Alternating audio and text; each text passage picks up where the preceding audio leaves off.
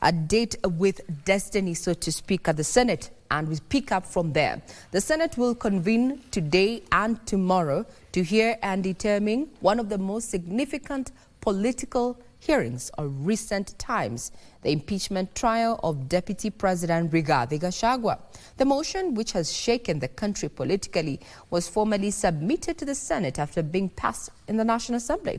The proceedings will scrutinize 11 grounds laid out against Gachagua, with all eyes now on the Senate to see how the House will navigate this matter. Here's Gladys Mungai with that report. Deputy President Rigathi Gachagua is set to face the full House of the Senate as he fights attempts to remove him from office through impeachment.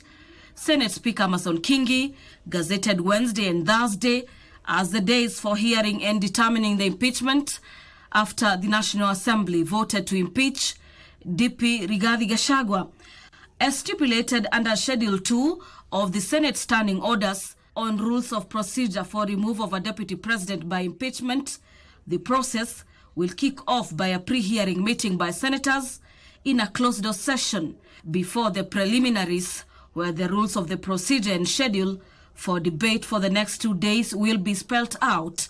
This will then be followed up by 30 minutes of opening statements from both the National Assembly and the Defense Counsel for the Deputy President. After opening statements, the National Assembly will move to present its case within the allocated time and call its witnesses. They include former KEMSA CEO Dr. Andrew Mulwa, Secretary to the Cabinet Mercy Wanjau, and Nairobi Governor Johnson Sakaja. More witnesses may be presented upon request and approval of the same by Senate Speaker. After parties have presented their evidence, the Speaker of the Senate shall allow closing statements to be made on behalf of the National Assembly and thereafter on behalf of the Deputy President. The Senate will then move into a camera session to deliberate on matters raised before voting on all the 11 charges. The impeachment motion against DP Gachagua was spearheaded by Kibwezi lawmaker Mwengi Mutuse, who accused the Deputy President of gross misconduct, abuse of office, and violation of the Constitution. The charges also cover a wide range of issues touching on ethnic breaches and governance failures that have allegedly undermined the credibility of the Deputy President's office. In the event any of the 11 charges are upheld by the Senate, the Deputy President ceases to hold office, but still has the option of fighting his political battle through the courts. The DP needs 23 senators out of 67 senators to defeat each and every charge leveled against him.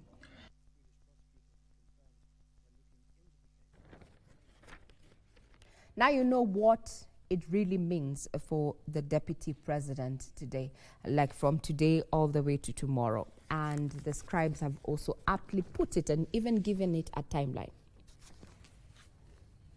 Clock ticks to final decision. So in the next 48 hours, the Deputy President will engage in a fight for his political life that rose from a one-term MP to the second highest seat in the land, which is a no mean feat. However, he faces a permanent ban from holding public office should he face senators and fail to convince them to drop his impeachment. Already new evidence indicates that the National Assembly will go for his jugular, with friends turning 4 hours after the courts okayed the process. My colleagues Victor, Vivian and Mike are going to be unpacking what has been captured in the various dailies in regard to what we expect to be the political showdown in Senate. And now, while that is happening, as they say, one day in politics is quite a long time, a section of women drawn from the Mount Kenya region are lobbying for Kirinyaga Governor Anne Waiguru to become the next Deputy President in the event that the impeachment of Deputy President Rigathi Gachagua is upheld by the Senate on Thursday. This is a section of Mount Kenya University students backed Gachagua's impeachment, saying he did too little under his 2-year tenure. As the Senate prepares to consider the impeachment motion of Deputy President Rigathi Gachagua this Wednesday and Thursday, the debate on his possible succession is taking shape. A section of women drawn from the Mount Kenya region are already backing Kirinyaga Governor Anne Waiguru for the position should the Senate uphold Gachagwa's impeachment. Naomba tu kitu moja hivi tukiwa wanawake wa Kirinyaga na tukiwa wanawake wa Kenya mzima. Tafadhali hii kiti tunaomba tu hii kiti njoo inaonekana iko na vazi. Tafadhali tupatie tu mwanamke. Tuko na mama ambaye ni wa nguvu na ni our governor Anne Waiguru. Na ndio tunaomba juu ni mama mfanyikazi. Ukikuja hapa Kirinyaga, magavana hao wengine wote walikuwa wanakuja hapa Kirinyaga kuona maendeleo yenye amefanya. The women grassroots leaders, however, say apart from holding adequate credentials, Waiguru's appointment as a second in command will make gender inclusivity a reality. Kama mambo imefika mahali imefika, iwe ya kwamba hakuna mambo ingine itawezekana ama imefika mwisho. Tunataka hiyo kiti ya deputy president irudishe Mount Kenya, kwa sababu hiyo kiti ilikuwa ya Mount Kenya. Patie hiyo kiti irudi Mount Kenya na irudi kwa mama, na mama huyu tunataka apeo hiyo kiti, tunataka apeo Waiguru, our governor. This as the student leaders under the Mount Kenya College and University Students Association backed Gachagwa's impeachment, arguing that he has done too little for the 2 years he has been in office. The reason why we want Governor Anne Waiguru is because her track record speaks for itself. Waiguru went on to become the first ever female chairperson of the Council of Governors, proving that leadership doesn't have to be loud, it just has to be effective. The students also endorsed Waiguru's candidature for the position of deputy president.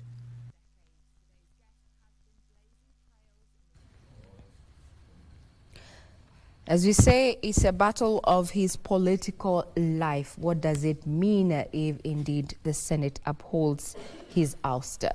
We'll be keeping tabs on that. Remember, we're going to be live from today for the next 48 hours as eyes are focused on the Senate in regard to that particular matter. When the Senate is going to be in session, you bet KBC Channel 1 is going to be live.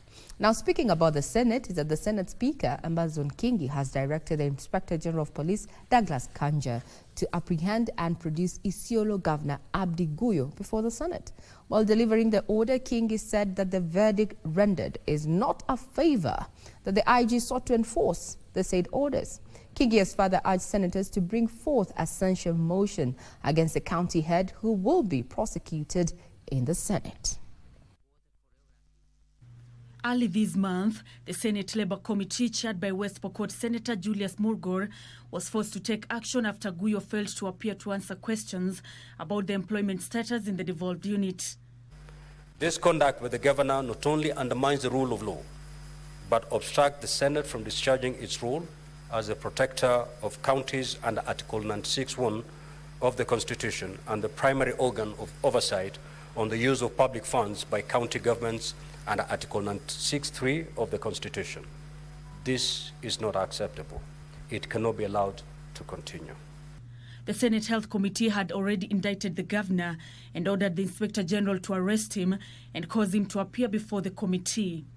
Is that you should actually have ordered the Inspector General of Police to search and produce the governor, wherever he is, if he's in Isiolo, Dubai, whichever part of the world he's in, Mr. Speaker, until he's produced here before the Senate. A notice of motion had been filed before the Senate to discuss the conduct of the county boss, with threats to halt the resources allocation to the devolved unit until the governor is held accountable.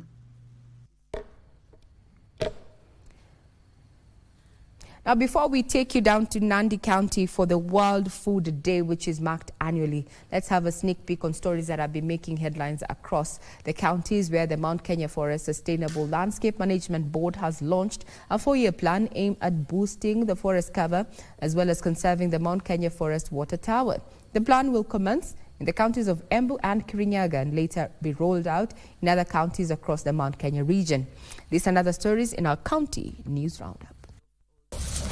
The plan will run from 2025 to 2029 to restore the forest cover and also engage locals in regenerative farming to reduce soil erosion and conserve the land and water. So far, we have rehabilitated together about 129 hectares of degraded lands in counties of Embu and Kirinyaga combined. So that's a work we do with stakeholders. And United States of America Ambassador to Kenya Meg Whitman said the U.S. is committed to supporting development projects in Kisii County. We have a program for technology in health and HIV support for orphans and vulnerable children. We have a Western Kenya sanitation project, which I think could potentially be expanded dramatically. A Western Kenya water project here. Elsewhere, Public Health Principal Secretary Mary Mudhoni has said a committee will be set up to implement monthly cleaning exercise for the polluted Athi River following concerns raised by leaders of Machakos, Makueni and Kitui counties. When we join hands, and even if it becomes part of Epuka Uchafu, that every month we will practice Epuka Uchafu by cleaning that river, then so be it. Meanwhile, the county government of Embu has earmarked 3 level 3 health facilities in the county to be upgraded to level 4 status and suspended the collection of facility improvement fund in level 2 and 3 hospitals across the county. Na wamesikia burden ya health imewaingia zaidi kuliko vile ilikuwa zamani.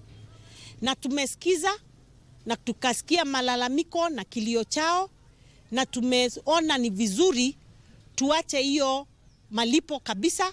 Tukome hiyo malipo kabisa. In Siaya County, residents of Siranyawita village in Ugunja sub-county are appealing to the government and well-wishers to come to the aid of 3 orphans whose house was demolished in a land grabbing incident. Hapa ndio nilikuwa naishi, hapa ndio nilikuwa nalala, vile amebomoa nyumba. Saa nyingine lazima tu nitafute marafiki wangu ndio nilale. Na uwezi kulala kwa rafiki hata 3 days, lazima uulize shida ni nini. Sasa nilikuwa nataka kama anaweza toka, atuambie shida, atuambie naenda wapi saa hii. And Bukura Agricultural Training College in Lurambi constituency Kakamega County has been closed indefinitely over student unrest. Security imechangiwa sana na watu ya villagers. Wanatufamia usiku na mchana bwana. Sasa wamenyoa mwanafunzi wetu shingo, wanataka kuua. Juzi wamekata shingo na hakuna mtu anaongea. Polisi wamekuwa hapa lakini hakuna kazi wamefanya. Finally, the Ministry of Information, Communication and Digital Economy has assured residents of Kisii that it will attain the 25,000 tree seedling target set for the Nyanturago swamp. Tupalilie ile sehemu ambayo ile miti imeanza kufinywa na nyanzi na sehemu zingine, ile ambayo mingine ambayo imekauka pia tutakuja kureplace, ndio tuhakikishe kwamba mahali ambao tumetoka hatutarudi huko tena. Now from the counties news roundup, as we had promised you annually, Kenya joins ranks with the rest of the globe to mark the World Food Day, and today the activities are taking place at the KBC Agriculture Training School there, and my colleague Joseph Wahungu is on ground. Good morning, Joseph. Bring us up to speed on what we expect today. Well, a very good morning, Regina Manyara. We are coming to you live from KBC in Nandi County. This is a very important place, of course, for you and me as a Kenyan. We all know that food is very important, and today is World Food Day. And in KBC, Nandi County is only the place where the government has, set aside for the national celebrations of the World Food Day. Now, we know the global celebrations is today for the World Food Day, but of course the national celebrations will be this week on Friday, that is the 18th of October. So we came here basically to look at what initiatives, what steps have been taken to ensure that this country is food secure. We know that some of the statistics are really glaring. If you look at the global hunger statistics today, we are told that approximately 700 million people across the globe are not food secure, or they are rather food insecure. So as part of our mission here, we will be looking at what farmers in this bread basket and across the country can do to ensure that, the country is food secure. And so with us here, we have experts from, the Cereal Growers Association who have come with us to try to see what they are doing to ensure that the country is food secure. And Mr. Julius, if you may come with me, come close to me. Good morning. This is KBC Channel 1 Live. Please tell us about Cereal Growers Association and what you really do to ensure that this country has food.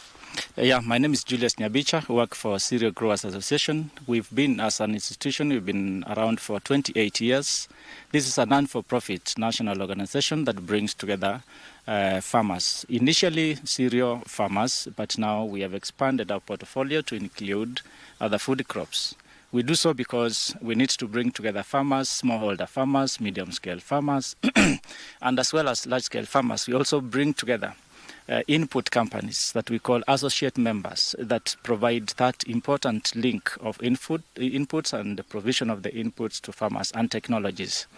What we do is to disseminate important technologies to farmers, because we understand that for us to produce, agriculture is extremely dynamic.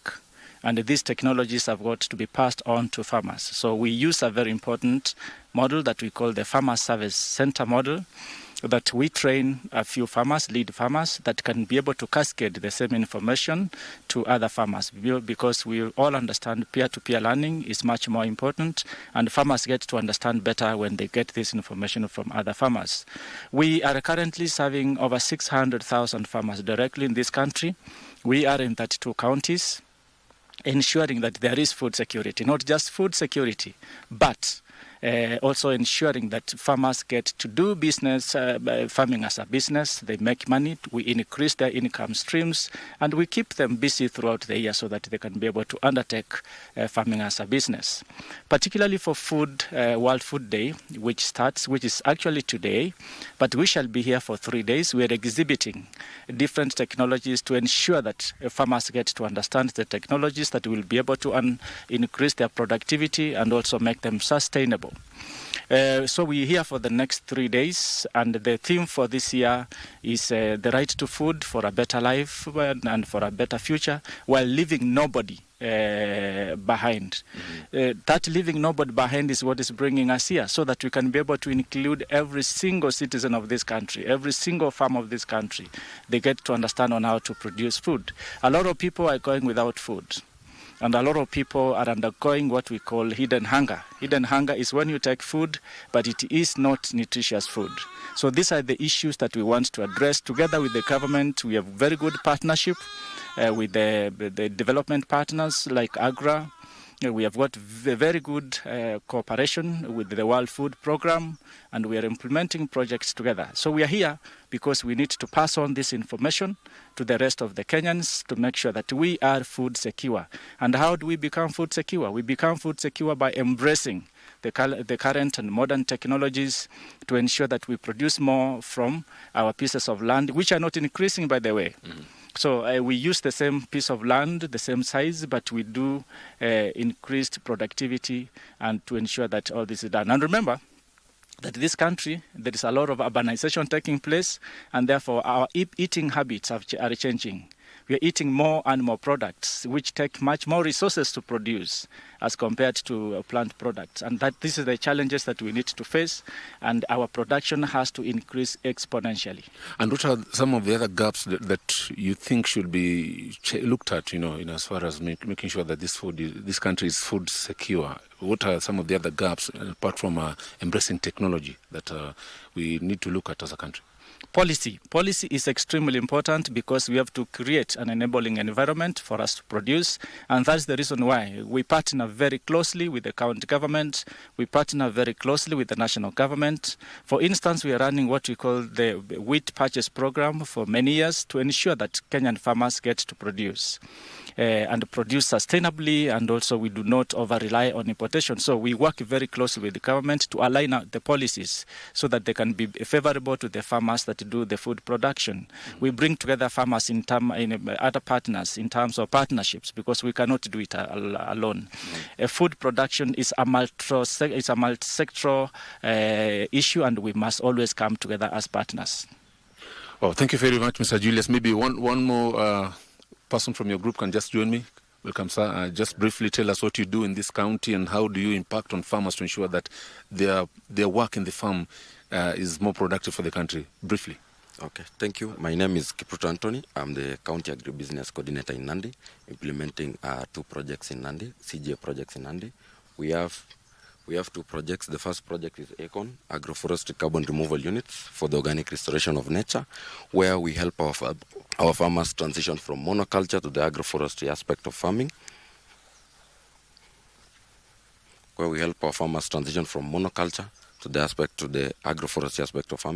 We also have another project known as Promoting Sustainable Farming Practices, Inclusive Markets, Trade for Smallholder Farmers, where we try to link farmers to markets through the grains, the produce they plant in their farm.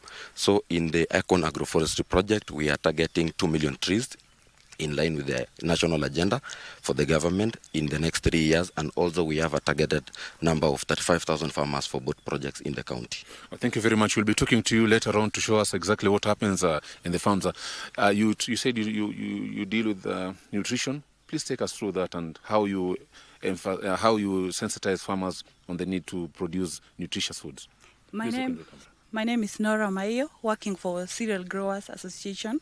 Yes, this year's theme for World Food Day is on food and nutrition. CGA is in frontline, in line with the Sustainable Development Goal number 2, where we are focusing on zero hunger by the year 2030. You realize the population by the year 2022, as per the statistics, 9.2% of the population were facing issues of malnutrition and hunger. And CGA is offering technical services to promote locally available foods so that it offers highly nutritive content to our population, because we need a population that is productive.